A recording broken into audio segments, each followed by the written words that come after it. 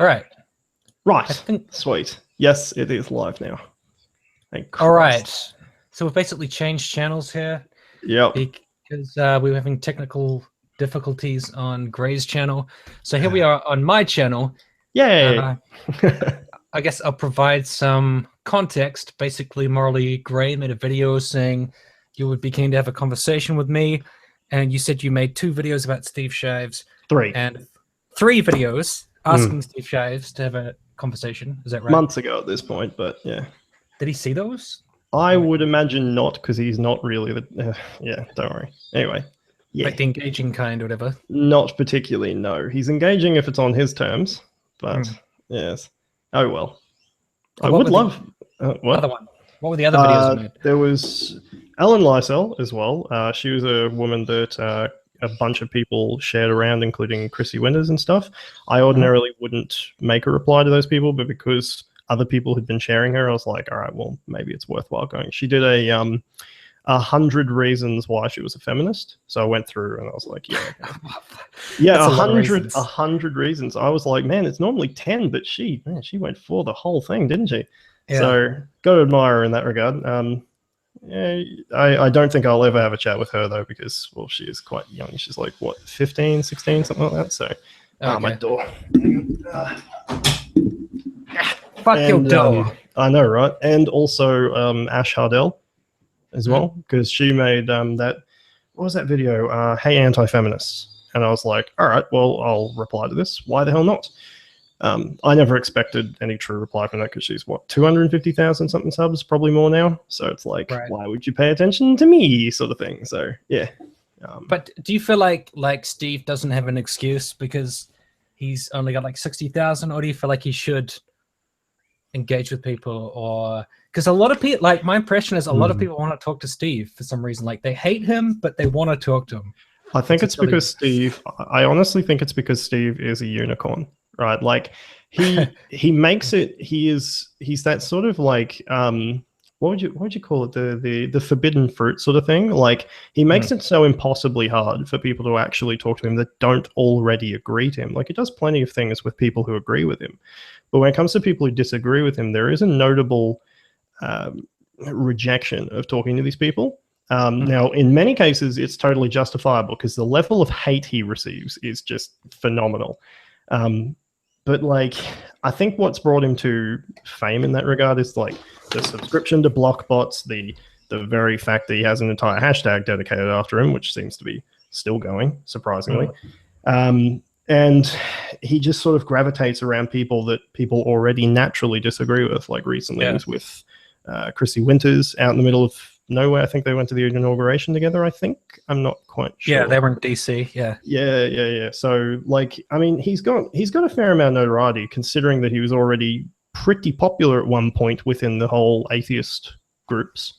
Yeah, because I've heard people describe him as like a spurned ex-lover who you used to get on with and used to laugh and chat and be like, this is a great man, because like so many atheists started their lives on Steve Shives. Like Ahmed Skeptic said that he learned how to reason from Steve Shives, which is kind of sad when you think about it. But that's what he said. That's a strong claim, but he was like, I discovered used to... logic through Steve Shives. I used to betrayed me. I used to actually reference some of Steve's stuff back years ago in uni, before all of this anti-feminist, social justice, whatever took place, when the atheist groups were more unified. I used to go and engage with the Christian groups quite strongly, and there was moments when people would bring up books that I would be recommended to read, and coincidentally, Steve had been reading them in his atheist reads. So I'd go watch those, as well as then read the book on the side. And that was where I sort of really, I personally think that his Atheist Read series is the best work he's ever done, in all honesty. I was never a fan in the first place, which is really weird, because, like, I'm kind of friends with Steve. He's okay. I don't really mind. But I've never really watched his stuff. So people are always like... Oh, really? Not really. I had to like get up to speed and watch some of his stuff, and I was like, it's okay. I don't mind it or anything. I don't know why everyone's so hysterical about this particular individual. Some people do find him quite cringy though, with the what is it, Steve and Stuffy? Like he Yeah, voices all these little stuffed animals, and yeah. people Fuck. are like, hmm. I had to hang out with him, and I had to watch like a bunch of his videos just to get familiar with him. I was Mm. like, yeah, so Steve, what's going on with those stuffed animals? Like, I was like, this okay, it's a bit weird, but fine, whatever. I also think that a lot of people view him kind of like the perfect enemy in some ways. You know, white, skinny, sort of male guy that people made a lot of assumptions about his relationship from one video. Like, Oh I god, think yeah, that, but that made me never want to have my significant other on video. Because I was like, no, like if we do a video together and then you give me shit about something, like people will be saying that I'm some kind of oh, cuck beta forever, and they'll just keep replaying it mm, over and over, and like, oh god. yeah, especially in your case. Although, actually, speaking, there was a legitimate thing. You know, obviously, well, you do because you put a video up. What's that cunt's face that got punched at the riots? Oh, Richard Spencer. That's him. Mhm. So Poll, I don't like doxing, but Poll actually doxed the guy that punched him, and it turns out he's into Yeah, some really interesting stuff. I saw that. Yeah, there was a chick Yes. pooping in a bowl, and he was going to eat it or something. Yes. So people are referring to him as, oh, and of course he does go down the cuck. So people are like legitimately, he is legitimately a shit-eating cuck. But And that that's means spreading. Richard Spencer got punched in the head by a shit-eating cuck, which is quite funny. You literally got cucked by a shit eater. Like, yeah, awesome. Oh shit, that is funny though. It wasn't really the greatest punch either. It just kind of like elbowed him. Really? Oh, apparently that guy punched him twice. What? Only I didn't see twice. he came back and he punched him again. That's true. That one wasn't on film. Only one of them was on film. I don't know if the punch that was on film was the major punch. I would be amazed if he wouldn't be up for assault after that. In all honesty, I'd be amazed if he wasn't up for assault. Well, he could be more in trouble for his personal kinks, to be honest. So, socially, yes, certainly. is it legal to poo on someone? Yes, I would imagine it would be. I don't think there's a law against it. Consensually, yeah. Okay. There are laws against physical violence, even consensual stuff in certain environments, though. I would imagine there's places in the US that are like that. They definitely have them here. Yeah. So, like, there's laws in God, which state is it? I can't remember. Anyway, I take back it not being legal to poo on someone. I think. Yeah, it probably is. That's my ignorance of the law. I apologize to people. Anyway, we're sort of like diverting a little bit here, although I have like hours and hours of time. I don't know about you, but so well, okay. Well, I'll go back to the original point. Was just that you made this video about us having a conversation. What was that about? Like, why are you reaching out to social justice people or whatever? Because I was looking through your comment section, and a lot of it's just the usual shit. Like, Tim is like super dishonest. You can't trust him. He'll try to. I don't know about that. Something nefarious. Don't bother talking to Tim. He's evil. Yeah, I don't fucking know.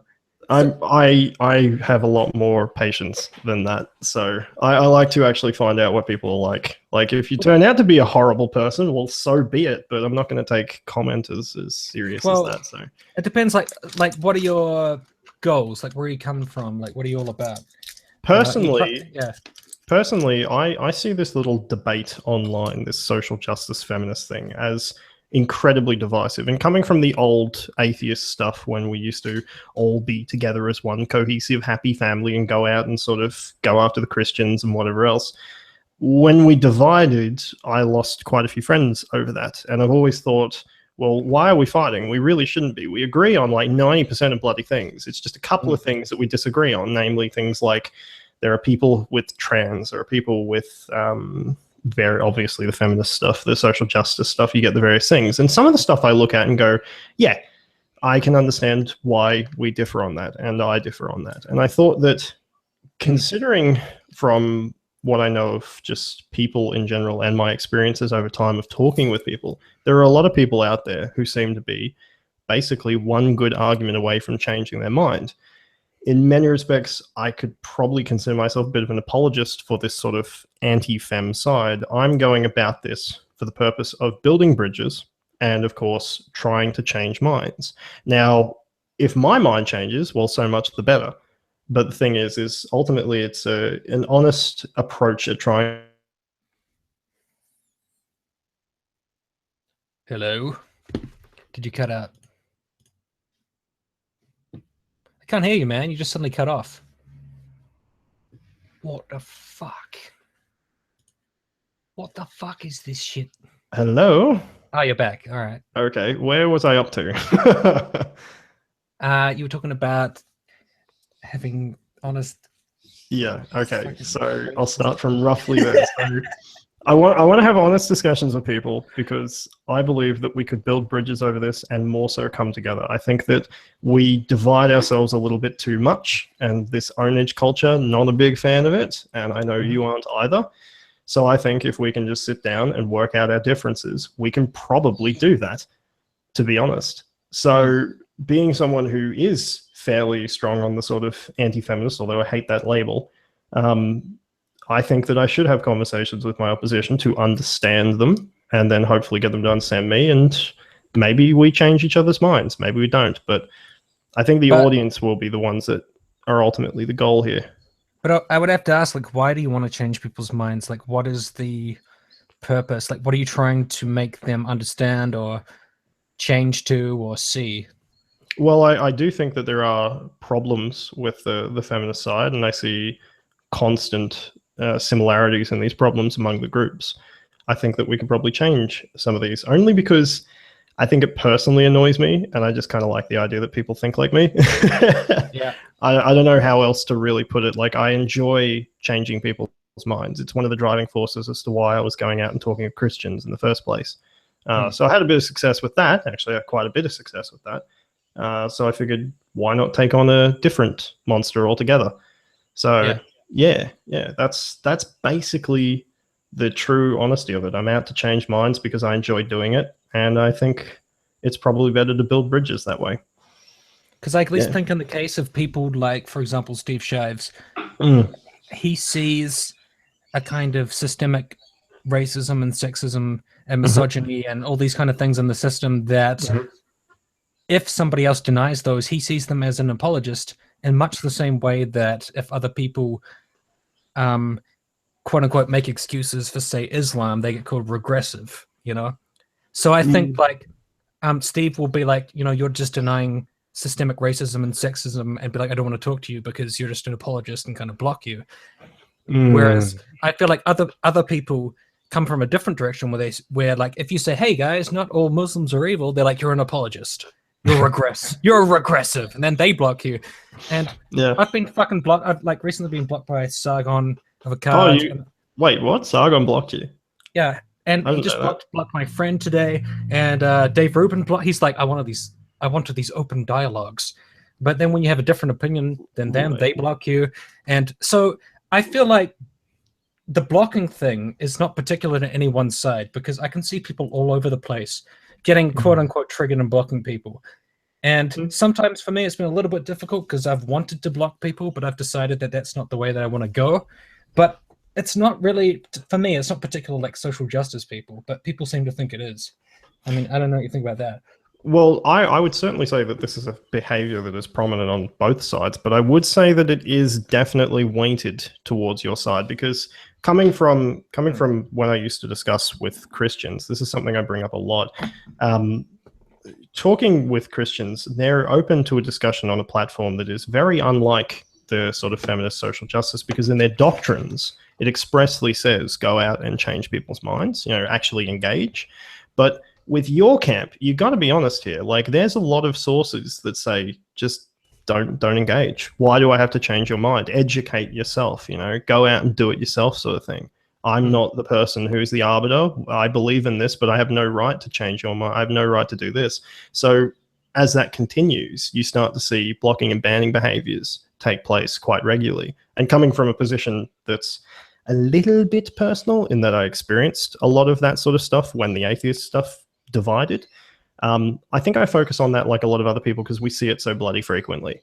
It definitely exists on both sides, but I would say it's a bit more weighted in your side of the argument. Well, Do you think blocking is censorship? It depends on what you're doing. Hmm. If you're, I mean, you can say that you're censoring yourself. Like, I would certainly say that Steve Shives censors his viewed opinions. Probably say it's because he thinks it's a little uncomfortable, or he gets uncomfortable by viewing people who disagree with him. So in that regard, he'd be censoring his views for himself. Echo chambers would certainly be a form of censorship. So really, that's what that is, I would imagine. So Yeah. yes, I guess you could say. If you're on a platform also that's very large, like Dave Rubin or even Sargon, I would say that blocking people who are voicing an opposite opinion, especially if they're saying things that are backed up by positions, like they're coming at it honestly and not just being a harassing piece of shit, like then I would say, yeah, that's certainly certainly censorship, especially if you're doing it consistently to a lot of people. So it's context sensitive, certainly. See, I usually saw censorship as something more government related. Like, do you have the means to say something? Whereas like Twitter and YouTube and all these other places, they are private companies that have provided you with the ability to block people. So you could try to use some kind of platform where you don't have the option to block, or where you can't block people. But I don't know if those kind of places exist. Like they always provide you with that option to be like, I don't want to hear from these specific people, so I'm going to block them. What about the constant trend that we see on your side of the camp, where they remove likes, comments, and everything else from videos they know are going to be straight out controversial? Like people do see that as a form of censorship. Because, like, take was it MTV was the recent controversy? Didn't they actually? They took down the video though, right? Yeah, like 3 times. Yeah, people didn't like that. I mean, you gotta admit though, that was a pretty shitty video though. Like, boy oh boy. Did you actually watch it? I think I only watched half of it, and then I got bored or something. Well, there's millions of mirrors, but there's something like he was like, "Hey, white dudes." Oh, that black guy though. God, what a stereotype. Oh, yeah. There was a black guy who's just, I cringed hard. I couldn't deal with it. Like, fuck, why'd you have to pick a stereotype? What the hell's wrong with you? But I mean, like, does it matter to you why they shut off the comment section? Because at least, like, from the people I know, a lot of the time they shut off the comment section because it's just so full of hate. And then people will say, well, if you were more correct, or if your views were more popular, or your views were more whatever, people wouldn't hate you so much. But I would say that, but that's kind of the opposite to some kind of open debate and conversation where people hate your views so much they just leave you hate instead of actually trying to say anything to you. Like, because one of my friends recently, she shut down her channel because she was just sick of all of these like sexually abusive comments where like you don't like, you know, basically like, you know, Sargon style, like I wouldn't even fucking rape you, like you're just disgusting, like you're fucking ugly and shit. And all right, in isolation, whatever, but this was just week after like weeks and weeks of this, and eventually she was like, it's not worth it. It's not worth running a channel to take this kind of abuse. So she just quit YouTube. Whereas she can shut off comments and she can shut off ratings and that kind of shit. But I would say that like, what is so threatening about her channel that people have to say that kind of shit, you know? Is that open debate? Is that like, and if you run a channel, I guess you should just put up with that kind of abuse. But then other people who are running channels who are not feminists or are doing different things, they're not putting up with that kind of abuse. There's something about this specific area of content that I think it's because we've latched onto it. We just pay attention to it more, in all honesty. Especially considering there is the element of, you know, educate yourself sort of thing. So that annoys people and then people latch onto it more. So that's probably what it is. I don't know. I would honestly say that it is a bit of the whole, if you can't take the heat, get out of the kitchen sort of thing in many respects. Like, it is the internet, and it's probably a bit of a harsh thing to say, but if you're going to voice opinions, like would you take the same stance for neo-Nazis? Like, straight up, like, what's that fucking idiot's name? The Golden One, that's it. That tool, that absolute reject hello, of I'm society. the Golden Fan. Fuck that asshole. But here's the thing. If he was receiving the exact same things, how would you feel about that? Like, if people came up to him and said, no, you're a fucking idiot for being a Nazi. What's wrong with you, piece of shit? Constantly, day after day. Would you still feel the same way? I have to go look at his comments section. I haven't actually. I haven't seen. What Well, just that example then, just or other things. I hate your long blonde hair, you poof. Like, what? Yeah, like make up an insult, but like at the same time, let's say they're focusing it on the political ideology of being a complete tool Nazi, nationalist socialist. If they kept going after him that, and he keeps voicing his opinions on these various topics, and he keeps getting hate for it because it is a very antagonistic point of view. Like, I mean, I'm checking out his comment section now. All I can see is love. Oh, okay. I'm just imagine. I'm trying to pick someone that you personally probably wouldn't agree with, is what I'm saying. I would say that the only thing I'm talking about is the ubiquitousness. The fuck, I totally fucked that word up. Of these of these comments, it's basically like I'm pretty sure she was scrolling through her comments, and just like, you know, I don't know, 80% of it is like some vicious shit, you know. It's not like because I scroll through and I see, like, on some of my videos people are douchebags, it's fine. On other videos people are cool, but I'm pretty sure she just got sick of the fact that like there's pretty much every video. And I mean, I don't know what I can understand that. I don't know what she would have done to warrant that, except like be a feminist on YouTube, and just like people fucking hate feminism so much. It's crazy. Like they just must attack you. It does make some sense though why people disagree with it. Let's be honest here. There's a lot of things to legitimately hate about this modern version of what feminism is. You go back 50 years and it's a very different story. But that's different than your idea of like having an open dialogue where we're just like, you know, actually the gender pay gap is just a myth, blah blah blah. Well, it's a lot different than. I don't know if it is. I don't know if it is. Ugly to rape, whore.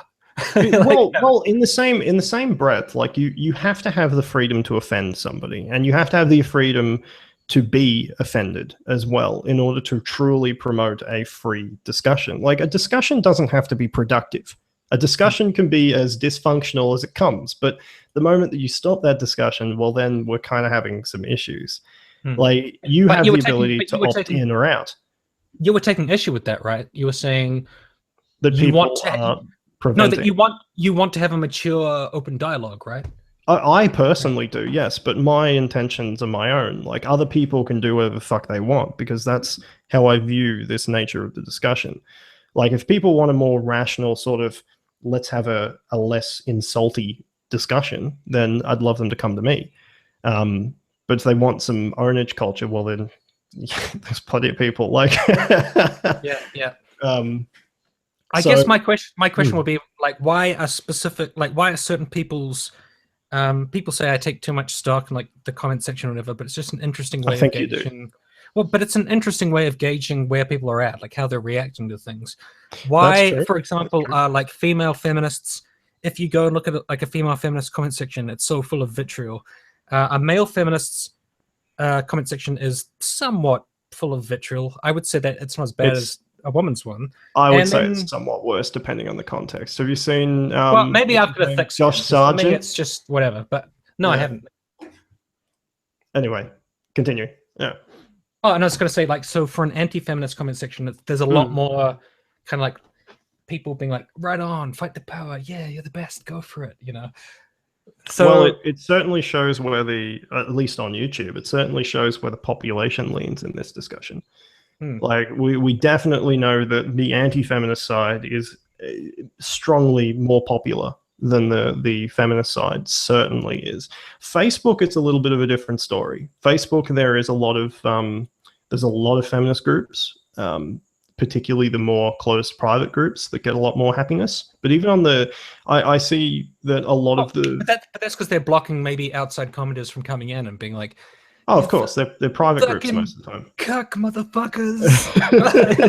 like, hey, who let this person in? God damn it.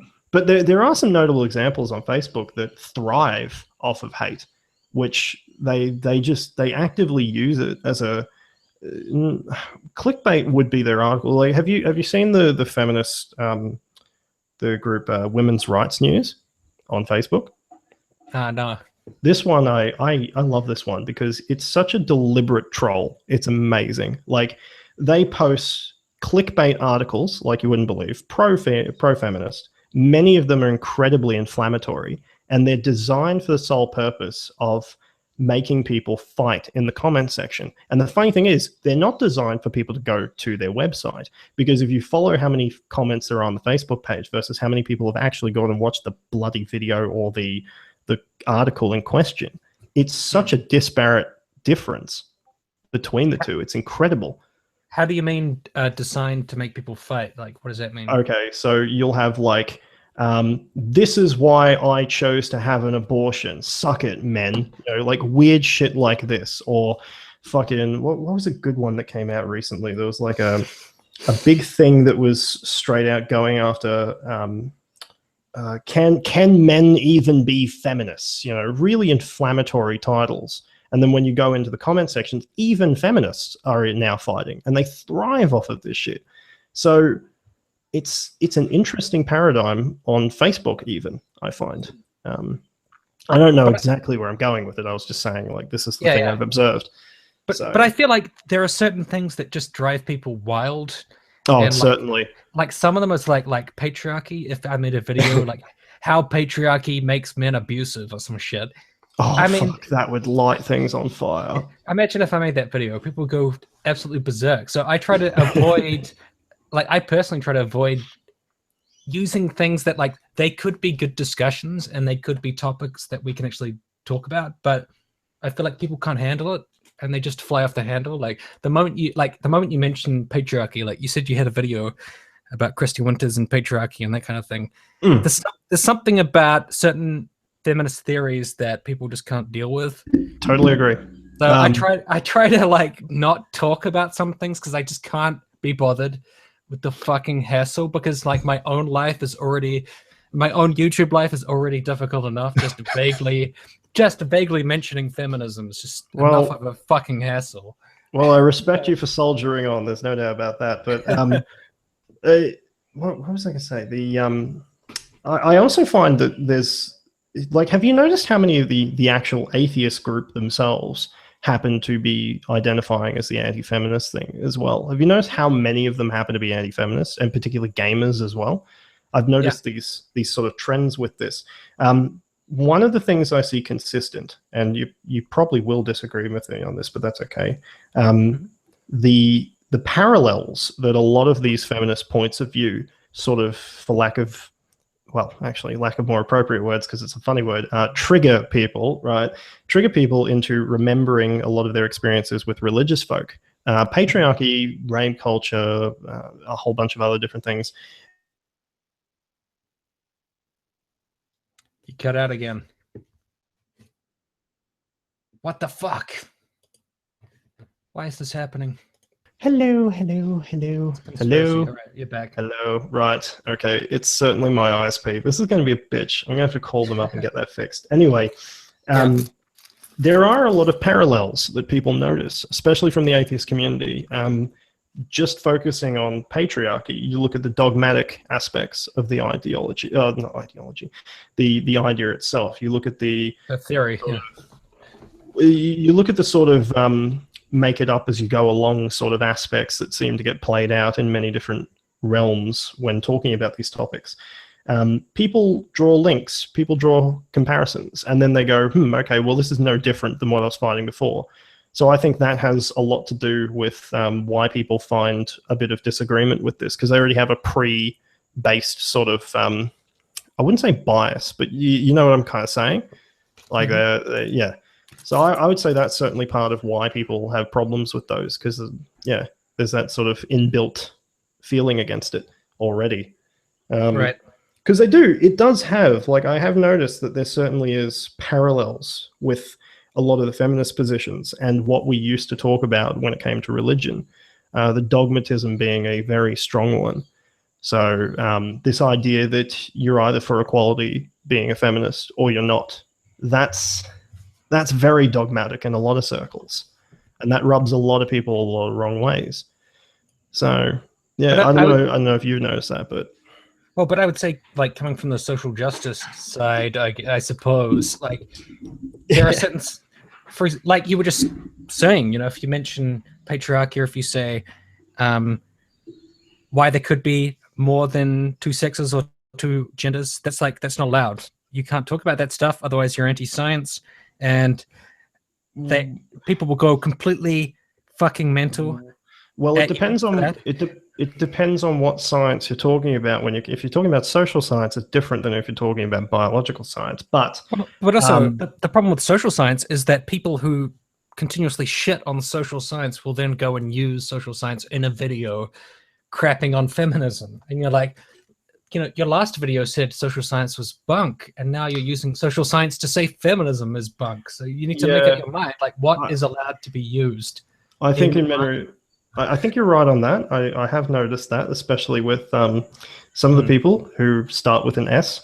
But but apart from that, yeah, it certainly is the thing. But I think that comes from just illiteracy in how to have a sort of an academic argument more than anything else. I think you said in one of your videos that you think social science is valid. I think you said that. In many respects, there are aspects where social science certainly makes a lot of sense. It does. But it's one of the softest forms of what science is. It's like your preliminary work. You can get a lot of data very quickly and compile it together and start drawing abstract ideas with social science. But specific things, not quite. So it has its uses. It does, definitely. But I find a lot of the claims it makes with certain aspects, particularly the ideological aspects, tend to kind of get a little too specific, and then you're just like, well, you're kind of missing me at this point. So no, but it's certainly I guess like the two areas that people really don't pay enough attention about, or sometimes they do, is methodology. Like, what is the actual methodology of how to get this data? And then the next part is the analysis. Like, what are you conclusions are you drawing? And sometimes people put the conclusions through such ideological or narrow lenses that you're like, I have no idea how you came to that conclusion based on that data. Like, you know, that happens often. There was an interesting one. Oh geez, my mic isn't that good. My mic's popping. I thought it cut out again. In the Alan Lysell video, actually, there's a very good example of this, and I actually have it on the channel. She had said that 1 in 3 men would be likely to rape if given the chance. Now, I don't know if you've heard that one before. You may have. Have you heard that before? 1 in how many? 1 in 3. Okay. So wait, so they will be what, likely to rape if given the chance? What does that mean? Okay. Well, so I had actually looked into this a while back because I'd heard what was it?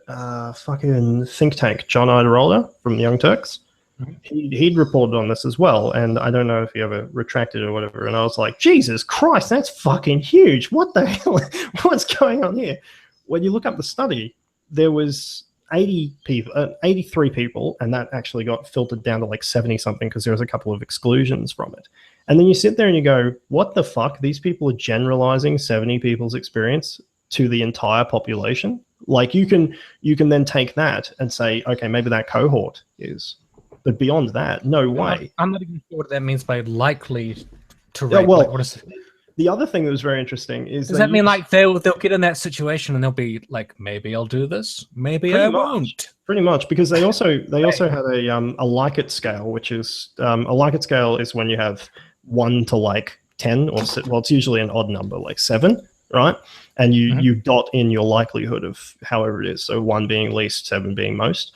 So if you get to the point where it's yes, they will, or yes, they won't, being a dichotomous answer, that means you've got a cutoff somewhere in that period, and you say above this score, they are likely to rape, sort of thing, and you're making more judgments. And it just gets more and more complex to the point when it's like, this is useless data, right?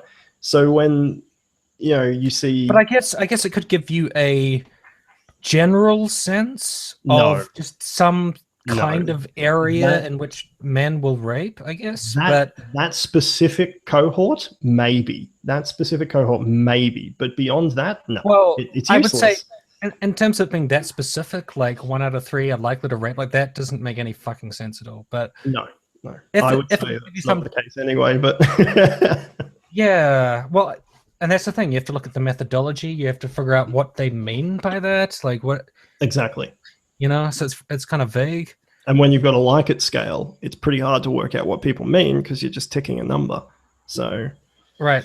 Yeah. There's a lot of context that goes into this. But would you say that? I mean, and I think this has to be true, whether or not I mean, just like using common sense or Occam's razor, that there Mhm. is a lot of rape, obviously, that we don't hear about. So it could easily be more prevalent than we are aware of. What But do that, you mean by a lot of? Do you mean by raw number, or do you mean by percentage of population? well, I mean that like are not reported, that we don't hear about. That Okay, I mean I that get really that, that would but have to be the case just based on Occam's razor. But then you'd have to figure out exactly how much that would be, and to do that yes. would be very very difficult. Yes, So but when you say a lot though, like I have to hold you up. What do you mean when you say a lot? Do you mean a raw number of people, or do you mean a population percentage? Because those are very well, different things. there will be a raw number, but we cannot know that. Yes, That's unknowable. true, but we can You know. estimate, right? And this is usually what I see those Yes. Yeah. studies do. And I see, what was it? This might sound a little callous, but when I did a video on Steve Shives about rape culture, I took the sort of layman's approach to the whole thing. There's many ways you can take, because rape culture is such an unbelievably complex thing. I took just raw numbers, and I took the actual police data from 39 of the US states out of 50. Yeah. And then I added on RAIN's estimates of what is unreported, and basically worked out that there would be, from those 39 states, about 250,000 people, right? Out of Wait. just women. Wait. Who were raped? Yeah, That's yeah, yeah. not. But that's not rape culture. No, no, no, no, no. That's I realize this. I'm just saying that this is one aspect that I was going after when it comes to this. He was saying it's culturally prevalent. I should have said that. I'm sorry. so. Wait. You mean actual rapes versus because rape culture is different. Rape culture Oh, can yeah, I just realize be this. it can just be an attitude towards rape, which is It quite can be. You're right. nonchalant. Yes. Like presidents in the locker room being like, "I grabbed current Again, president." again, we come back to the thing I mentioned when we were off air, the eye of the beholder sort of thing. But Like it's locker room talk. Men they just stand around and they talk about how they sexually yes, assault women. We do it lets all me the do time. whatever I want. It's okay. But apart from that, no. But what I'm saying is, Steve, from memory's sake, had said that it's a culturally prevalent thing that people get raped, right? So when I hear that, I go, okay, well, then there's got to be a certain portion of people that is fairly big to be culturally prevalent, right? You'd have to have a raw number. And then when you math it out, sure, 250,000 is a fucking large number. But when you take into account that America has over 300 million people, or at least in women's case, it's like 100, you halve it for women, right? You're actually talking about a very small percentage of the population are actually affected by this. So then I was saying, well, it's not actually culturally prevalent. So I have a problem with that. Yeah. That was just one of the videos I did. Well, I mean, even if the numbers of rape are not that large, they could certainly be reduced, I think, by having an attitude towards rape that was, I guess, more serious in private, like in locker rooms or situations of power. Like, for example, I read a book called Missoula about the rape culture to do with sports teams, and a lot of that was because like the football players feel like they can't be touched because they're basically local celebrities. Everybody supports them. Well, in some cases that's true, but yeah. Yeah. That basically they feel like they can do whatever the fuck they want. And the rape culture there was basically that was between the kind of faculty and the parents of these players and the teams, you know, where it was basically like they have the power, and then society sees these victims as basically liars who are trying to destroy the careers of these very promising young men, you know. I really think it needs to have its name changed, in all honesty. Yeah. Because, like, I have no idea, but like, I mean, or something. It's not my job to change it. That would be technically feminist job. But, the fucking feminist system. Yeah. But like at the end of the day, like the very labeling of things, I find, is also a thing I disagree with. Because like rape culture itself, if you take a really reductionist approach to the thing and you just go rape and culture, like you're not going to get the right answer, because everyone's going to be like, well, that's not what I perceive it as. And in many cases, probably quite right. But like, I was watching your videos today. You said something about rape culture being about supporting rape or thinking rape doesn't matter, it can be. It doesn't have to always be. I don't think you can make one universal thing. Like kind of like it's a bit of a joke, like kind of indifference, I guess was the way that I kind of saw it. Like people would be joking about, oh, this fucking chick trying to like ruin this guy's life, like what a bitch or whatever, like kind of like not giving a shit. Don't That's you the think way that I kind of saw it. like, I mean, I understand that I'm not a feminist, and whether or not you define it's not really the point, but don't you think that in some ways it's a little too vague to be useful in many respects? Because like I would say we are both correctly identifying aspects of it. Mm. I wouldn't say we're making a perfect definition, but Well, it depends where you can see it, I think. of course, eye of the beholder. Yeah, the difficulty is, I think, when people say when people say our entire society is rape culture, Of which there are feminists that do that. right. I mean, I made a video a while back where I said that was not really meaningful, because I think like there is a general attitude to society, but I think it's too broad to just say that all of it is rape culture, because there's too many things in society. I think you have to be quite specific. I think there is definitely a rape culture on, for example, college campuses. What do you mean by that? Well, I don't know if necessarily every college campus, but I know that there is a tendency. Okay. Well, like I was saying, like the thing that really stood out to me, like just reading that book, was in colleges where sports are really prevalent and where the sports team is particularly lauded or seen as the greatest thing in that college, they often get leeway to do really fucked up shit. There's lots of examples of this, where they basically, the law system goes easy on them.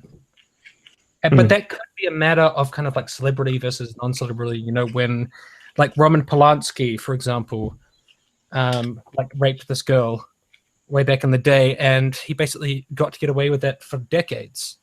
And that then you could say that there is a certain rape culture around power and fame, perhaps, but I would still I would still bounce back on the idea that it seems to be personal opinion, in that you can't really you can't really build a model around that, because it's based off your own thing. Like, what do you also go down the path of those rather absurd claims of like 1 in 3, it is in Australia, 1 in 3 will be affected by rape on college campuses, right? Which is higher than like places that use rape as a weapon of war. Depends what's meant by affected. They were raped, or they were nearly raped, or from one of the feminist things I saw at that anti-Trump rally was just straight out flatly saying rape, like not even touching or jokes or anything, just literal straight up rape. And I was like, that's a little much. That's a fairly large number. Don't you think that doesn't pass the sniff test, sort of thing? Like, well, another thing that's part of rape culture is victim blaming. So there's the narrative of like, what were they wearing? They shouldn't have walked down that particular alley. They should have known if they walked down that alleyway, they would have been raped.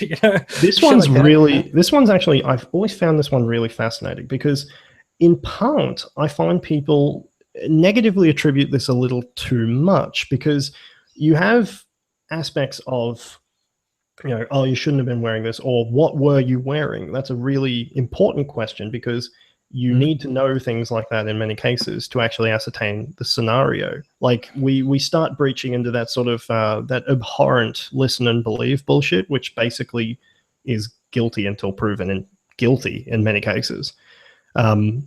So there are certain points where I find people take these sort of inquiries as to what happened as rape culture when it really shouldn't be. But don't you think like just on principle, what someone wears should have absolutely nothing to do with anything? I don't know about that. Why? Because it depends on the scenario. Like, if everything you do conveys a message. Body language is a very strong conveyor. I don't think someone can convey rape me. Like, that's just my personal well, you personally people may find it hard to convey that exact message, but you get the right two people in the wrong scenario, you can create some really morally ambiguous ideas that are just abhorrent to pretty much everyone around, except for that direct context of those two people. It's a fucked up scenario. I'm not advocating that people should dress modestly or something like that. I'm just saying that there are your style of clothes conveys a message to everyone. If you wear a biker outfit, you're going to convey that you're of that sort of demographic. But I mean, can a man convey, I'm walking around in this to get raped? I mean, yes, of course, gay communities do it all the time.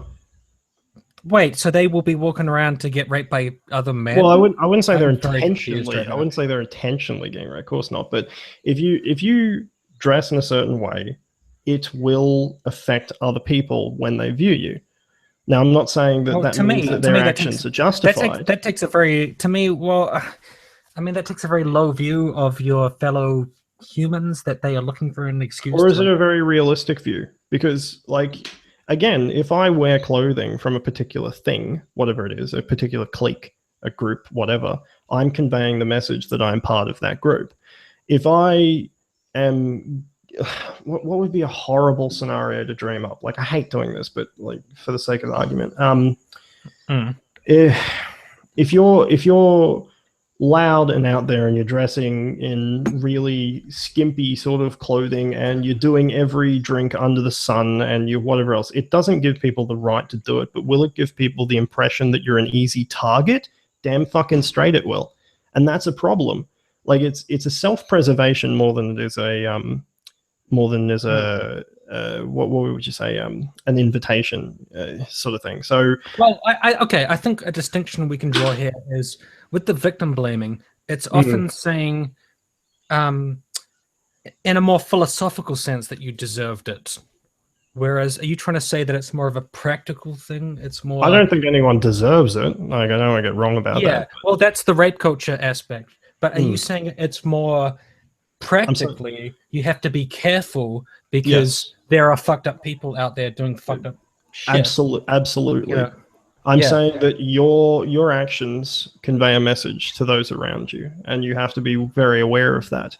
Right. Especially in social But I think scenarios. the tricky part is when you say that, like, when somebody wears something, they should expect that because they're wearing that, they will get raped. Because I think, like, people don't really think that way. They'll just think, like, this is a really great dress. I'm going to go out and have fun. And they're not going to be walking around thinking, because I'm wearing this dress, someone's going to rape me. Like, I think that's really victim blaming, to be like, she should have thought of. I don't know.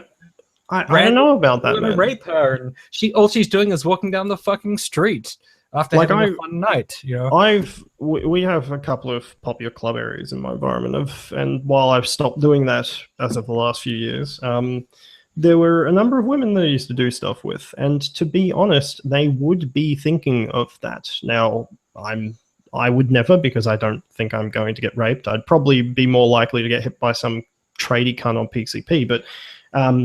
The thing is that I would say people do take that into account. Not everybody, of course, but some people certainly would, because they understand, like I say, that you convey a message with your dress sense, and that message can be misinterpreted. And that's like, I mean, we know that people misinterpret these messages. I mean, that really doesn't make it right. No. I mean, I was going to say it doesn't say much for men that.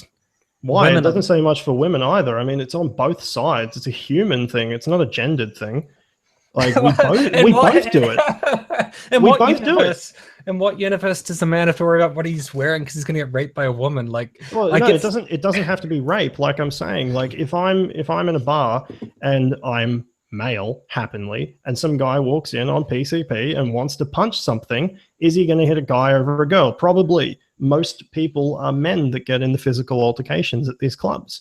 So if you're dressing in a way that's upfront or confronting, or you're doing things that's confronting, you're increasing your chance to be attacked. Now, it doesn't have to be rape. It can be anything, any activity whatsoever. But your actions, your body language, your clothing, it does convey a message. It's just in different ways, but it does affect both genders. It's not something that's gendered. We just see it differently, sort of thing.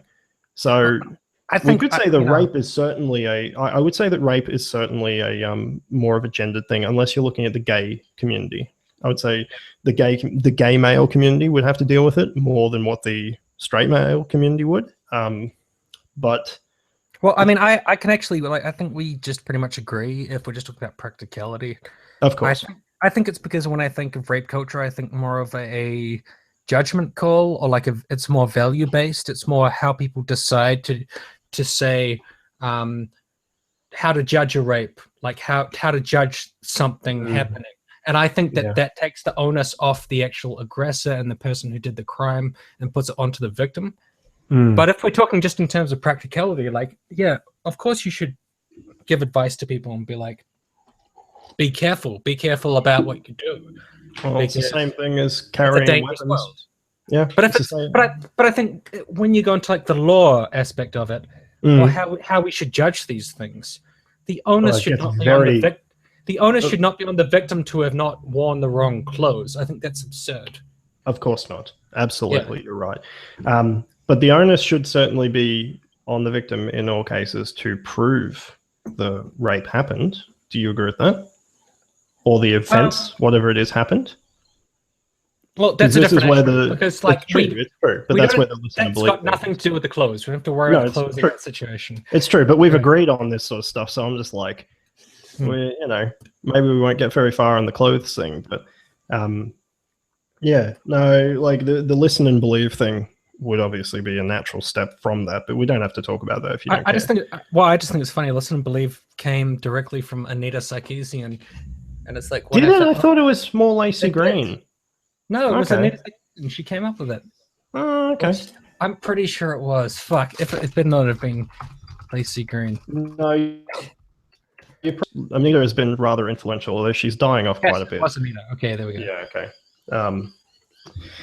Yes. The thing that I don't like about listen and believe, and this is like the weirdest grievance to have with it, is just because that specific phrase has destroyed any conversation around it, because all they hear is that phrase, like listen and believe, and it's read as in every circumstance you have to believe what a quote unquote rape victim says. Well, and you don't have to, and I don't agree with that. I think obviously you have to look into the evidence. You have to look into the. Well, let's be honest though. Your side of the political fence, whether or not you want to admit that you're on that side, does in fact push that message that you should believe them without evidence. We've seen it in all the major cases that I don't agree with that. That's so simplistic. Like that's so. I agree. It is reductionist. But it is something that your community does quite strongly, and it has had a very negative effect on the social discourse, which is why people also look at it and go, "Hey, you know what? These guys are either against what was it? Due process of law would be the correct way of phrasing it." But you know what? This does actually relate to the whole clothes thing we're talking about. Yeah, of course it does. Because part of it is using things like their clothing to say that they're lying, or come up with some kind of reason as to like why they're just full of shit. Like they knew they were gonna get raped. Look at the shit they were wearing. Like that happens. Again, that happens for both genders though. So like if you're a guy who's wearing some shifty ass fucking what's the you got a trench coat on, you're at some fucking EDM concert or something like that, and you're being pulled up for drugs. Like, I mean, again, it happens for everybody. It's not a gendered thing. So different contexts, different environments, but you're just talking about a crime, like profiled for a crime or something, or for something not being raped, but like something criminal, or like for drugs, or is that what you're saying? Well, yes, but I mean, it's the same circumstance. It's just it's a lot darker when coming from your context rather than mine. So we're just looking at a greater evil on your side than mine, but it's still the same context. But that's the problem with listen and believe. Like just as a phrase, is I think it's way too literal. Listen and believe. Nobody wants to just listen to something and then believe it. They want to look into it. They want to find out the information. That's certainly the way the anti-feminist communities take it. Definitely. Right. They look at it and go, fuck that, I want to learn as much as I can. And that's why that's why I'm not tied to that specific phrase. So yeah. It makes me kind of frustrated to say that there is a specific thing that's about, and it's just like not dismissing the victim, not just saying, this victim is obviously full of shit because of what they're wearing or what they're doing, or et cetera, et cetera. That's what it should be about. It shouldn't just be like, I automatically believe the victim, So that's where I feel like it went off the rails. because it takes the focus off of that victim blaming, you know? Would you say that this would be one of those reasons that would chalk up to the not identifying with a label being feminist? Would you say? Well, that's a whole other thing. Like, it's kind well, of it would be a cumulative thing, of course. Yeah. I don't know if, I mean, your fans would probably know this, I obviously know this, but obviously these are things that rack up over time. But when you see these inconsistencies or when you see these conflicts take place within your side, is that one of the reasons that you would go, maybe I shouldn't identify with this label because of the way it's being promoted in public? Or am I wrong? No, I don't. I don't care about that. Oh, okay. Okay. Because, like, my personal feeling about it is people are going, like, anti-feminists, other people who don't like feminism, they're going to construe it in any way that they fucking want. That's their business. I don't really care how they talk about it. It's up to them. I just care about my specific, I guess, relationship to the ideas in feminism. Okay. And the way that and like, this is, I don't know, it's kind of frustrating because I want to make a video about this. Yeah, I know. I don't want to pull it out of you too much, but like this is something that specifically interests me a lot about your position, actually, because like I was saying before, like everyone labels you as part of this feminist social justice side, and in many respects you are, but you don't identify with the feminist label. Well, do you identify with the I do. I identify with part of like social justice, definitely. Yeah. Social justice. So there you go. Yeah. It's something I definitely believe in. But not the feminist side. Correct? I identify it with it in the sense that I don't have any, like, I don't have big problems with the label of feminism or just feminists in general. And I feel like, yeah, anti-feminists are explicitly anti-feminist. They specifically fucking hate feminism. Whereas when I see feminism, I'm like, there are aspects of it that I really can't stand, like TERFs, like trans exclusionary radical feminists. Yeah. They're fucking, I figured that would be one. Well, they're basically conservatives. They don't want anything to change. And I'm a hardcore lefty and liberal, so I fucking hate that shit. I hate the fact that they are not willing to update their beliefs based on the fact that this is a very, well, I don't know how prevalent, but these are people in society that need respect, and they're just basically, we're not willing to acknowledge your existence, you know. But do you see it as a respect thing? Because, like, coming from someone who talks to these groups, not those groups in particular, but people who don't agree with the trans thing, be it they could change gender or that there are multiple genders or something, do you really think it's a disrespect thing, or do you really think it's that they don't think it's fucking possible? I don't know if it matters either way. Really? Because like, how do you expect to combat it though if you don't understand them? If you don't think it's important, well, because if it's not important to understand them, how do you ever expect to change their mind on this, or do you not want to change their mind? Understand who? TERFs? Oh, yeah, people who don't, like, TERFs is just one example, but people who don't agree, let's just say, that trans can change their gender, right? Or sex, I should probably say. Sex, particularly. So, do you... Well, I mean, like, the main problem I have with them is, you know, you probably take issue, I'm sure, with the dictionary definition of feminism. Like, people bring that up and they say, oh, you know, it's about equality or whatever. Yep. But if we're just going off that momentarily, TERFs are against equality. They don't want equality for people. They don't want to say that trans people are equal to women or equal to men or equal to, like, whoever, you know, whatever gender or sex that they are. Well, I mean, they want to exclude them. That is explicitly against equality. So I don't understand how they could call themselves feminists. You know, take the feminist out of that. They're just trans exclusionary. Maybe you could say they're trans exclusionary fuckheads. Well, I see should them, fuck off. I see them quite strongly as feminists when they label themselves as such, because I don't think that equality is a necessary label to be a feminist. I see too many contradictory activities in that to be like, yes, of course, this is a universal thing you have to be. I would say application of beliefs in patriarchy, beliefs in rape culture, beliefs in the various different doctrines and ideas would make you more likely a feminist than it would be equality. Equality, yeah. Especially considering equality is a very subjective term, because like I've spoken to white supremacists, and in fact one black supremacist, funnily enough, because in Australia, you know, we have the One Nation Party. Do you know anything about our politics? A little bit, not a little lot. bit. Just a bit. So we have a party called One Nation, and a part of them is basically where this sort of very, whether they like to admit it or not, bigoted aspects tend to congregate, right? And we used to have a thing called Reclaim Australia, and the One Nation built off Reclaim Australia quite strongly. Anyway, there was a point where Reclaim Australia was asking people not to bring any swastikas because it would look bad for the publicity.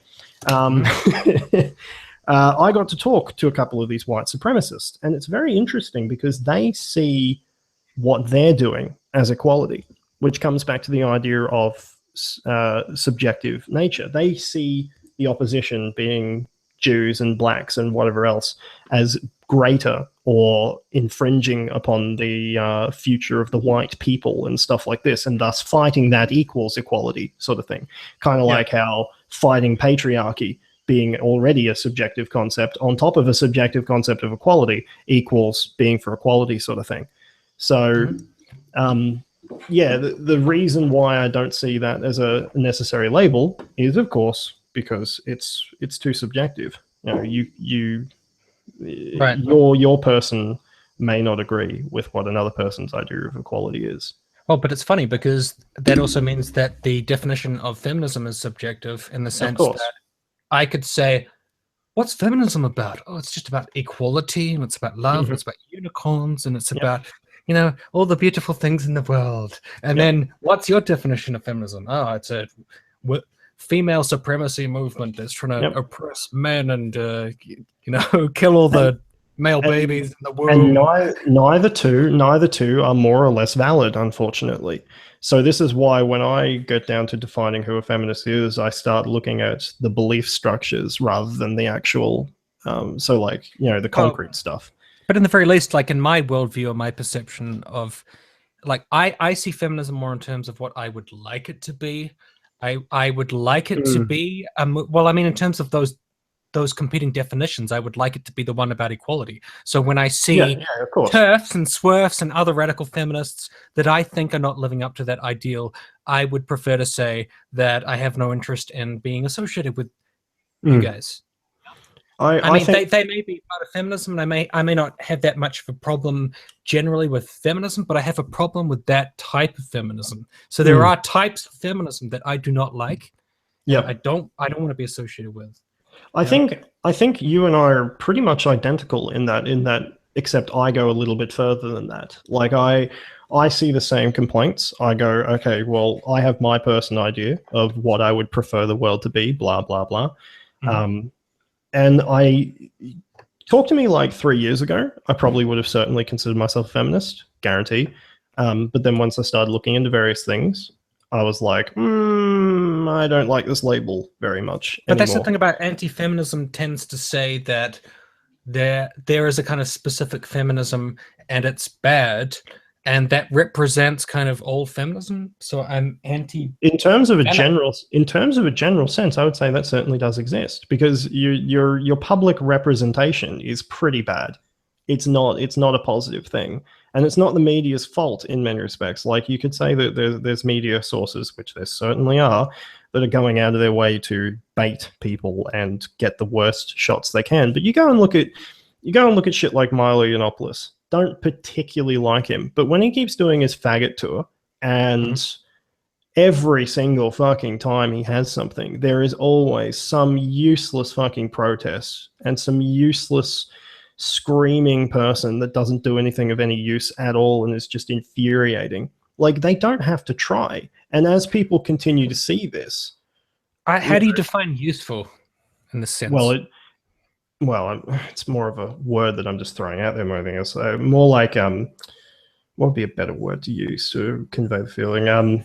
Discouraging, I guess you could say. Like, I don't see it as positive in terms of it's not helping the movement in any way, shape, or form. It's just demonizing it further, and it's doing it to itself. Well, okay, so my question there would be, like, what do you, if you could make a recommendation about how people should stop Milo Yiannopoulos, like what would it be? Oh, okay.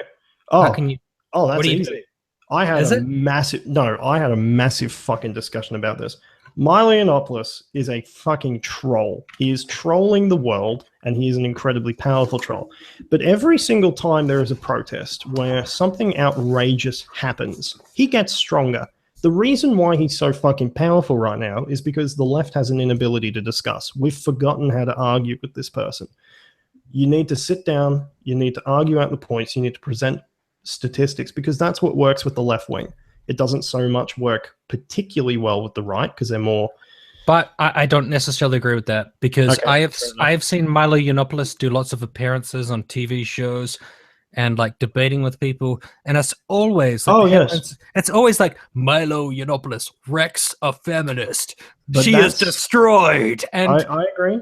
That's he doesn't YouTube. listen. He doesn't listen to them. He just I, like talks over them. He acts like a fucking cunt, and then everyone's like, Milo Yiannopoulos crushed this stupid feminist. I agree, So but those talking aren't to him doesn't necessarily fix it either. those aren't Maybe. the forums where you need to be taking him on though. Well, where do you take him on then? YouTube and stuff like this, and national TV, unfortunately, in those environments, doesn't really convey what you need. What you need to truly beat this guy is you need to have some form of Christopher Hitchens-esque open debate. You remember when Hitchens would have the massive discussions with religious people and all the like, right? You need to have big debates of this where it is very clear that the community is laughing at him, but not like intentionally laughing at him, like straight out, very clearly he has lost the audience. You get that consistently over periods of time, he will lose. He It's would as have to simple as say he would have to say that I'm willing to do this. I want to be part of this formal debate. Of course, and then you would have public people come out and say, "Let's do it," or you invite the motherfucker to come and talk, and then when he doesn't do it, you badger the motherfucker until he does. You just this is how the politics game is played, and unfortunately, he's playing it very well and better than what the left is. You don't win by protesting outside his event. You don't win by that. It won't work. It'll just make him stronger. Did you talk to me before about the Sargon and Christy Winters debate? I have not. No, I did watch it though, ages back. Somebody was talking to me about that, and they said that it was a waste of time. But other people have said that. I disagree. I think it was worth it. Yeah, so it mustn't have been you. Someone else told me it was a waste of time. Other people have said that Sargon got his face crushed or whatever. But whatever. I think he wouldn't have much motivation to do other debates if he was like, I got embarrassed in that, so I'm never going to do it again. Personally, I think Sargon did drop the ball on a number of points, but only because he was clearly nervous. Let's be honest, he was very clearly nervous in that. Someone in the chat saying Milo refused to debate Ben Shapiro and he won't debate a feminist. I don't know if that's true, but I very much doubt that's true. I mean, Ben Shapiro probably, because Ben Shapiro and him. He's too scared. Like, he could be thinking it's not good for my marketing. It's not like. Well, it probably is. This is what I'm saying. When he has open, productive discussions in large crowds of people, that will start to fuck him. But the moment if he continues the way he's going, which is pretty much unstoppable at this point, unless we all collectively change our minds. Like, I think losing Twitter did hurt him, though. He needed Twitter, and he lost it. Oh, what, you think Sargon lost the debate? No, Milo, when he lost his Twitter. Oh, no, that did not hurt him. Fuck no. I think it did hurt him. Oh, good Lord, no. He is huge. Are you kidding? Like, because he's had massive successes after that. The very fact that he was for Trump the entire time, and then he had that. Did you see the video of him? No, did you see the video of him celebrating in Fox News' office? Did you see how many hits that got? Like, he has Facebook, he has YouTube. He's set. He's fine. He doesn't have to worry about anything. Twitter, if anything, only raised his notoriety because he bankrolled off of that. He went out, had public displays about smashing it, sending it to the grave sort of thing, and fucking, his book sale by itself is a tantamount to his success. It's ridiculous. I don't know. I'm looking at his YouTube video list. Most of his videos only have like 40,000 to 50,000 views. This one has 130,000 where he said cyberbullying isn't real. Apparently, but that's very recent though. Give that a few weeks. We'll see what happens. Like, all right, people tend to roll in. I can't say for sure whether he's on a decline, but like, I think Twitter hurt his ability to get his message out to people, it doesn't mean that he's like failing. Because you've also got to factor in the amount of shares that he receives as well. Like people market him for him in many respects, and that's the beauty of social media. Like people do that to Sargon as well, and fucking everybody else that has a big platform. Although 250,000 to 500 isn't actually a big platform, but I see it as big. You would too, considering. Oh yes. Yeah. So yeah.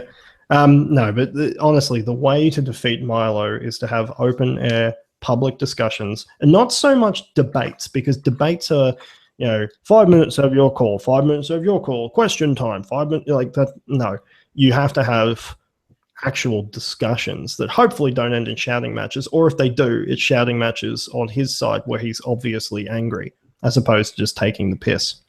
So I just think the issue with someone like Milo is, if any feminist tries to have a debate with him, it's not going to be some kind of serious discussion. It's going to be Milo trying to destroy this person and make them look stupid so that he can get a little clickbait title, which is like Milo crushes naive feminists. I would agree, but also, let's be honest, he doesn't have to try very hard in many cases. Like, have you seen many of the people who protest, whom are of the feminist things? Like, he really doesn't have to try very hard. People come on and they embarrass themselves for him. It's quite embarrassing to watch, actually. So this is what I'm saying. Like, we have to have really straight out discussions. But the biggest thing that will be his downfall is if Trump starts making really shitty fucking decisions, which I hope he doesn't, because he's the leader of the questionably free world. He's putting Rick Perry in charge of the Department of Energy. And Mike Tesla's Pence. Mike Tesla's wrath. Fucking hell. Although I see Milo also said that he'd give gay conversion a try, which I thought was fucking hilarious. So, yeah. That's a bit weird. Yeah. Well, I think, I think we've both agreed that it's in Milo's best interest to avoid any kind of substantive discussion. Yes. Yeah, so he'll go on these shows where it's just like people yelling at each other, because that's kind of the place that he flourishes, I think. The next best thing would be like when he was on I'd be like, all right, put him in a debate with fucking Noam Chomsky and see how that goes. I don't know how that would go. Noam Chomsky's pretty old at this point. Like, yeah, he'd probably be too old to even like say anything. But you would need someone who has the ability to run the celebrity ship just as well as he does, because he's in a very unique position where he has a lot of quirks going for him. Gay, loves black guys, conservative. He's a bit of a unicorn. There's no real other people like him. So, yeah, Trump supporter, of course. Yeah, he's got a number of things going for him. You'd have to find someone equally as flamboyant and a sort of our version of Darwin's bulldog sort of thing, So that's what would end up beating him. But it's true. We don't have enough loud, flamboyant people on the left, do we? No, we have a lot of loud, flamboyant people. We just have very bad ones. Yes, we do. We have a lot of them. We need some that are more troll-like and more not give a fuck attitude. Yes. Trying to attack people. Yeah. That's what it's all about. Yeah, ownage culture. Let's support that some further. That's kind of ridiculous. Anyways, I can talk to you a bit about your videos, because why not? There's one thing in particular. Well, there's a few things I took notes on. One of them was virtue signaling. Virtue signaling, okay. Yes, people tell me I'm virtue signaling a lot. I don't know if you do, but I just want to know what that really means, because I've never really talked to people who can really tell me what the fuck it is. Is virtue signaling basically, because like I saw a video of yours where you were talking about people virtue signaling, and to me it was like those people took an interest in something and they decided to express an opinion, and then you said that was virtue signaling. So what defines which video? Because I did a few things. I mean, virtue signaling, in a general sense, the way I interpret this idea is that people will loudly and proudly proclaim their position for X. I am not sexist. I am not racist. I am fucking whatever. And as a result, you allow people to then immediately draw assumptions of you and draw in-group biases or whatever around it. That's how I usually perceive it. I don't think it's a negative thing. I think everybody tends to do it, but I find it somewhat off-putting when I see certain groups that I don't particularly agree with start doing it, just as I would with anything else. Like when you see, we're against sexism, yay, women power sort of thing, I go, virtue signaling. Like I would do that. I wouldn't do that in other contexts because I'm probably not uncomfortable by it, sort of thing. So it could be a bit hypocritical, but at the same time, like that's generally how I tend to view it. So I wouldn't say it's a negative thing. I'd say it's context-based, but it's just proudly proclaiming your virtues, whatever it is, to the group and hoping to win brownie points, sort of thing. So that's how I go about it. Is that kind of like? Does that include when you say I have a lot of X friends, I have a lot of black friends, I have a lot of Jewish friends, I have a lot of whatever friends. Therefore, I can't be A, B, or C. Or whatever, yeah. I don't know. Maybe. I mean, I would probably... It depends on the context and why you're doing it, I would say. But because, again, it's subjective. But probably. It depends. Because if you're doing it as just a, like... thing to make sure people realize this beforehand and you're just doing it for really no reason, probably, yes, I would probably say this straight up virtue signaling. But if you're doing it as like a defense of racism, like you've said something fucking blatantly obvious, no, but I have black friends, mate, like, and that's probably a different story, sort of thing. So, yeah. Interpretive, I guess. But I mean, so like, how do you know that someone is virtue signaling as opposed to just they have an opinion? Good question. I would say, again, it's probably subjective based off my own opinion on what they're doing. Probably. If I'm going to be dead honest, I would say that's probably the real thing that it gets down to. So if I see someone saying how unracist they are or unsexist they are, then I'd be like, yeah, you're probably, no. Ugh. I don't know how to go from that point, to be honest. That would be my as honest answer as I can give, really. Right. Yeah. That's the weird thing I find about it. I find like virtue signaling doesn't have any particular criteria for it. It's basically just if you don't like what someone's saying, you just say they're virtue signaling. You know, like for example, Jeff Holiday, who's an anti-feminist. I know Jeff Holiday. Well, like he just made a video being against child porn, for example, probably good reason. Yeah. Well, yeah. Oh, exactly. Yeah. But I mean, I'm sure that his heart was in the right place, and I'm sure it was all on the level. I was just thinking, if I was certain people, I'd just say that's virtue signaling. I just say, oh, look at me, I care about child porn, I'm such a deep person, you know. Yeah, you probably could. But people don't do that. They're like, good one, Jeff. Great job. I think it's, again, comes down to the idea that which context is uncomfortable versus which isn't. So, I mean, you're right. You are right. That would be a form of virtue signaling. But because people see it as a positive thing, generally speaking, they wouldn't do it. Like, I don't see people within your feminist... Oh, sorry, I'm doing it again. Within the feminist groups who would call out the same things I would, because they would see it as a positive thing. Whereas they would probably do it for my side because they see it as a negative thing. Yeah, but if they're like, you know, I don't know, African Americans or like people being shot by cops...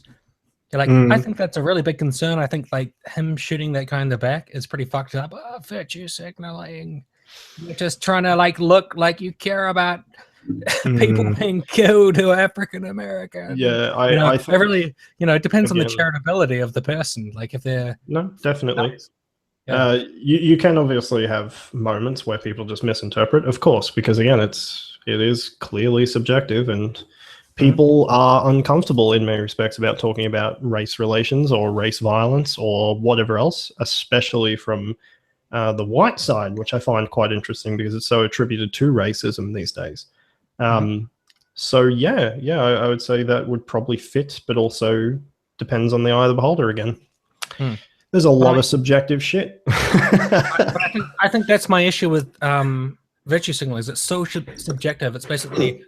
If somebody who is not in a realm that you're in says something, you can just say virtue signaling, and you don't even have to think about it. You just be like, yeah, you're just trying to virtue signal. That's why you say, like, you're worried about rape culture because you're virtue signaling, or you're worried about, and anything else that you decide to choose. You can just say virtue signaling. Yeah, I think. And then someone else that you like is like, hey guys, let's worry about the child porn thing. Great, not virtue signaling. Fantastic.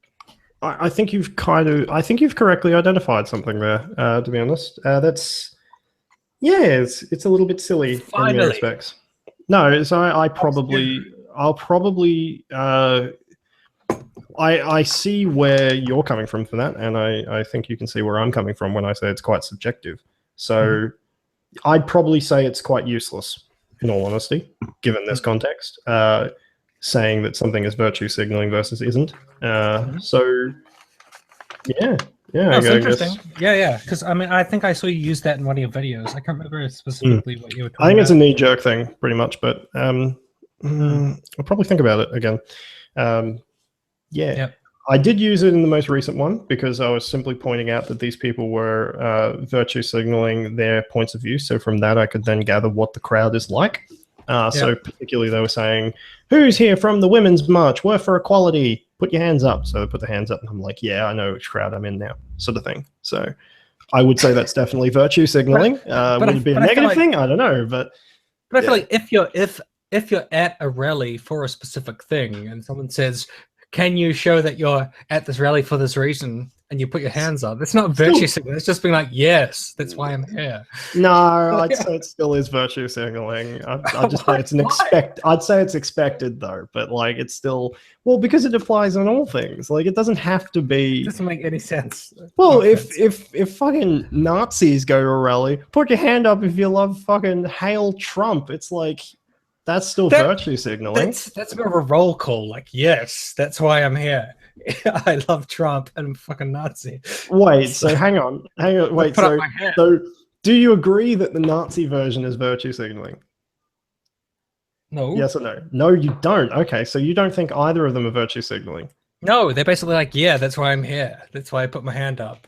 Well, but I'm saying that virtue signaling is saying equality out to the masses, and then everybody agrees with it, or whatever else. People then realize what you are. So you're putting out to the world what is what. Sure, these people are rocking up to the groups with the intention of going to those points. Just going to the rally is virtue signaling. Then I decided to go support this cause. I am virtue signaling.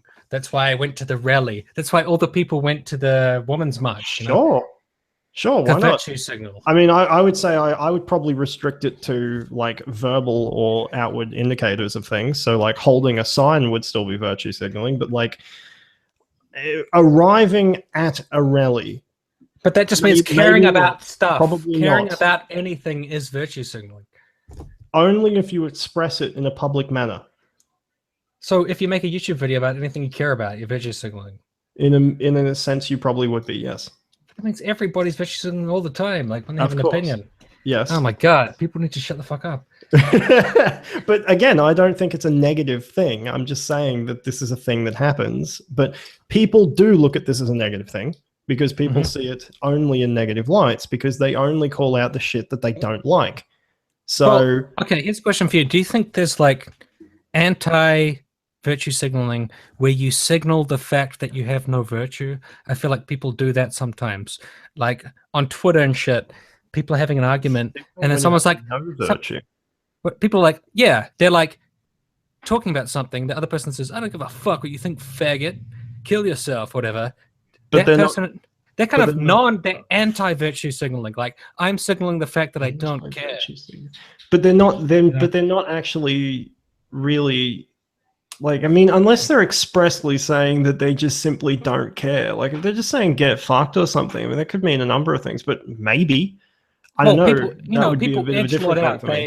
They edgelord out and they say things like, yeah, gas the kikes, the fucking the Muslims, we should bomb them and kill their children and stuff. Like they do shit like that when they go into a certain edgelord mode. To me, that's like anti-virtue signaling. Like I am signaling the fact that I'm such a badass that I don't care.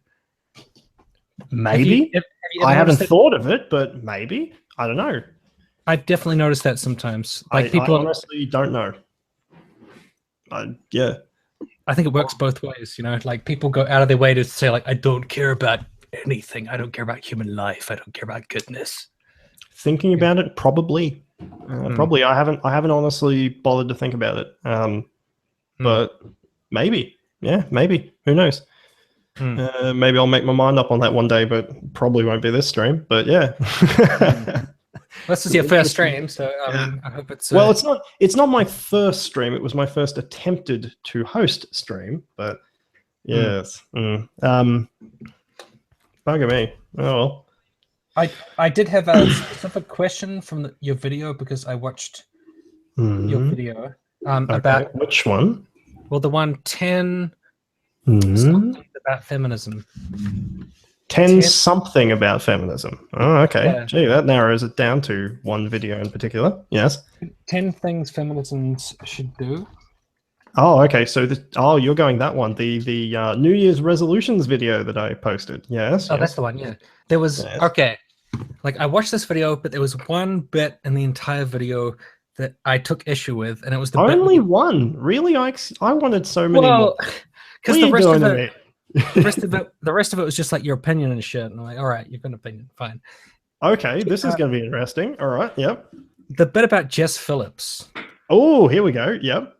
When you said that she is a feminist who is an example of someone who cuts off men when they're talking about men's issues. The specific clip that you used did not support what you were saying. The specific clip was obviously designed to gather a emotional response from people, but there are plenty of other examples in terms of she would be in Congress, not Congress, fuck me, I'm thinking America because the election. Parliament, she would be in Parliament, sort of laughing at the men's rights aspects, the level of discourse she's had over recent of, what was it, not Mitch Fairfield, that's an Australian one. What's that other MRA guy? I'm not particularly favourable to MRAs, but there's that other guy, part of the Justice Men and Boys, who recently landed on the Women's Inequality Board or something like that, and there's a big controversy over it, and Jess and her party were having a big spat over it. But wait, like, okay, I mean, just on that, how do you know she was laughing at men's issues as opposed to laughing at that guy? He's a representative of the issues, and the feminists do the same thing on the opposite side, so I guess it's... Well, but that's why I want to talk about the clip. So in the clip that you used, can you remember what was happening? I remember it exactly. They're having a discussion, and of course, he's... The full clip is a news interview when they're talking about a number of issues being proposed into whatever that Senate date was, or whatever it was. And he's going on talking about the things that he wishes to push as the justice for men and boys. And as he's pushing it, she is trying to counter with positions that she believes is disagreeable, or various different things that he could have also done, sort of thing. And she would be talking over the top of him, and he would have to silence her down. Now, there are extended parts where he gets to talk his way out, admittedly. But again, the clip was chosen to choose emotional response. I still stand by it, but I don't see why you think it doesn't convey it. Because if she's willing to... What happens in the clip then? Because, like, okay, this is what happens in the clip. The reporter dude is talking to them, and then he's like, well, they're ignoring men. It's a female. The reporter person, I don't know. But he's like, okay, like men are committing suicide, men doing this, men doing that, all this kind of shit. And she cuts in and she says, well, what about DWP, which is the Department of Work and Pensions? And she's like, what about all the cuts to that? Are you aware of the fact that that leads to all these suicides of men? And he's like, excuse me, I'm not finished talking. But she was talking about a specific policy that guy supports, which is she was like the sanctions of people who are on benefits for the Department of Work and Pensions. And so I looked it up and I found an article that said 1 in 5 of the people who are sanctioned for their benefits attempt or commit suicide, a lot of which are men. So she was saying, well, what about this policy you support, which is cutting the pensions in the Department of Work and Pensions? and cutting the benefits that lead to suicide. And he's just basically like, I don't want to talk about that. That's one of my policies. Well, let's talk about my policies. Let's not talk about things I support. I'm going to keep giving lip service to men. You know, it's a perfect example of hypocrisy if she wishes to point it out, I would admit. But the thing is the way she went about it was fairly infuriating. Like, she didn't have to. Well, but he supports these policies, and he's just going to keep fucking talking. Okay, so she's like, by the way, you are cutting shit that is leading to men's suicide. So he's a tit. But there's plenty of other. I actually had a number of other clips. I could have done the other one with the woman accusing one of our senators of. I wanted to stick to Parliament things, but I could have done other things. Mansplaining and shutting down conversations through that, which he was trying to answer the question quite honestly from what I can see. I have no love for the Liberals, but fuck me. Yeah, plenty of examples of when I was going outside of Parliament environments, the in-person discussions that we have when people try to bring up men's issues around the feminist groups, which I find is very contentious. It shouldn't be, but for some reason it is, and I think both sides propagate these problems. Yeah. But like, that was just one of many different clips. I can see where you're coming from. Trust me, I understand. Well, I just thought that specific clip because I went back and I watched it a few times, and I was like, "What's DWP?" And I looked it up, and then I looked into what she was saying, and I was like, "She's actually saying that this guy's policies contribute to male suicide. That's why she's not taking him seriously." Because I saw that more as like a liberal versus conservative thing. She was being like, you cut these benefits that men need, you know? I also see other actions that her and her sort of group have taken in the past, but it's more of a combination thing. I primarily chose her, like I say, for the emotional value of the clip, but also the fact that I don't particularly view Jess Phillips as really that representative of equality, but... You know, I mean, it's a combination of things. Like, that actually makes me think back to the debates when Trump said something about, like, they want to throw gays off buildings. And what? You mean in reference to Muslims? He never threw off. Yeah. No. He, like, in the debate, he was like, she supports policies that, you know, leads to people throwing gays off buildings. What, Hillary Clinton being she, or... Yes, in the debate. Okay. So Trump said that, and then Hillary laughed, and everyone cut that tiny bit out and was like, look at Hillary laughing at gays being thrown off buildings. But I'm pretty sure she was laughing because she was like, so he's going there, right? So this is the kind of thing he's doing. He was probably kind of, you know, probably tying in the whole links to Saudi Arabia or something like that with Hillary, with the Clinton Foundation, probably. I think she was laughing at his tactics. She wasn't laughing. Oh, no, yeah, that I agree with. It wasn't like, ha ha ha, gay people being killed. That's hilarious. You know? No, I feel like that's the same kind of thing with Jess Phillips. Like, this guy is going on this massive spiel. She kind of laughs because she's like, this is absurd. He's doing some political games. He's doing this and that. Everyone reads that like her saying, I hate men. I don't care if they kill themselves. Fuck men. Can you blame them though? Really, given human psychology, can you really look at them and go, well, of course this is going to happen. Jess should probably understand how to work the field more than anything else, being a politician. I guess people just have to be so ridiculously careful because as a politician and a public figure, you certainly fucking have to. You have to act like a fucking robot because everyone is just going to be like, you are evil. Like if I was on a larger platform, right? Let's say you and I are both on a larger platform, hypothetically, right? And I'm trying to be as honest as I am, which I am. That point could be a theoretically good pull-up sort of thing. Like, especially if I'm doing something in honest, what would be the word? Dishonesty? No, not dishonesty. Malintent, I guess you could say. That would be a good way of pointing that sort of thing out, and that would essentially damage me, whether or not I felt like I was doing something right or wrong in the moment. The way people interpret that message is very, very important. So you'd have to be very, very careful about that. So both you and I run that risk just as Jess Phillips does. So when you see Jess Phillips making consistent, questionable responses to a lot of the men's rights groups, the Justice for Men voice in particular, whether or not she thinks it's justified, I mean, there's an aspect of professionalism that needs to take place here in order to counter that. So, Right. Yep. yeah. But I do think there was a certain kind of like, I guess, public dog pile on Jess Phillips, where Certainly. somebody decided that she hates men's guts, and that was just the narrative that a lot of people ran with. Well, it's not a hard thing to come to that conclusion, though. Let's be honest, given the way she puts herself out to the population. Whether it's true or not is a completely separate question, but I can understand how people come to those points of view, especially with social media, and especially with the responses with Sargon Akkad and all the rest that he did. So...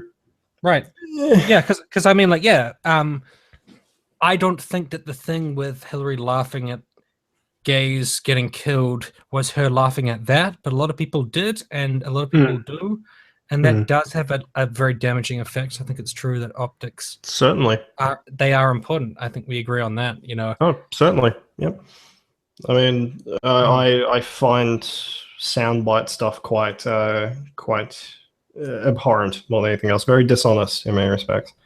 So yeah. Oh well, I think we found yet another thing we roughly agree on.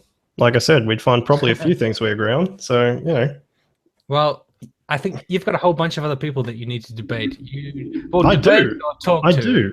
Well, talk to. I don't want to debate. I think that's too formal. But like I say, I have my list there, and I want that to get bigger as well. I also want to particularly talk to people who even agree with me on various things and what they think about the discussions. And I also want to approach MRAs. There's a number of them on YouTube.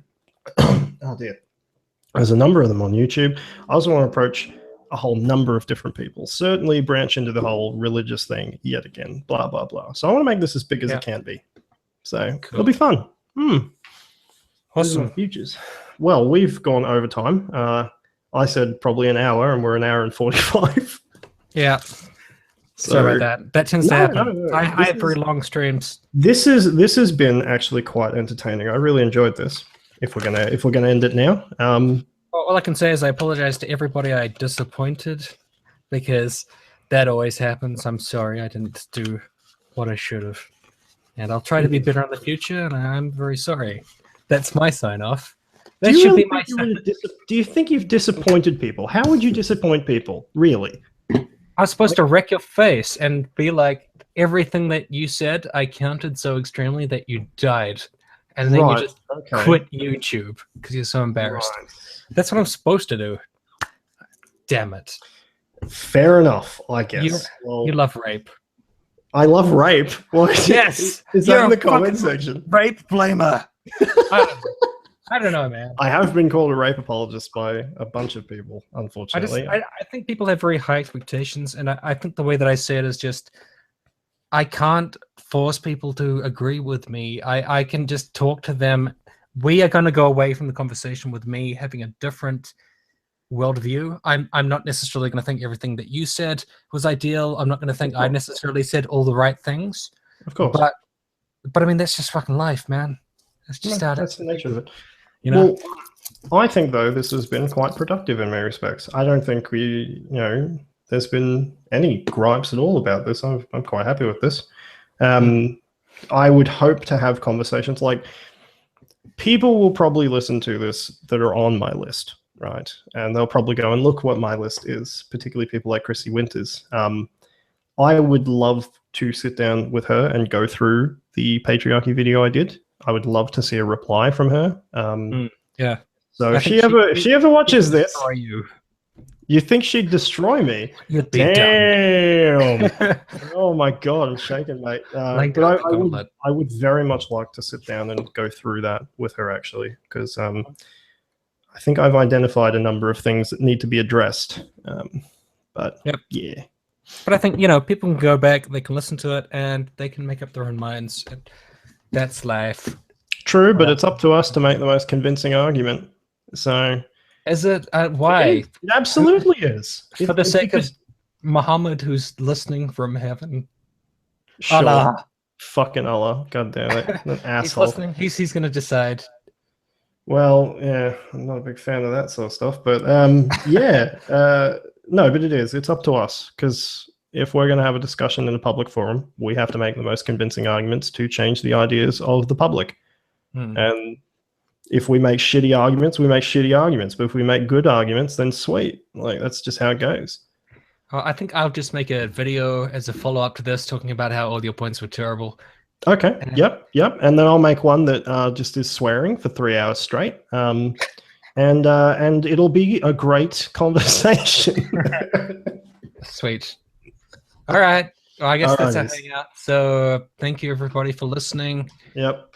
And enjoy your long weekend if you live in New Zealand, or normal weekend if you live in other places. Yes. Back to work tomorrow. Oh well. Oh, really? You don't? Oh, yeah, because it's Wellington Day, and I live in Wellington. You don't get this. I don't get Wellington Day. No.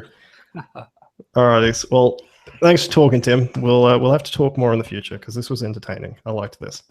All right. Feel free to mirror. Thank you, everybody. Yep. Bye. Cool. See yous.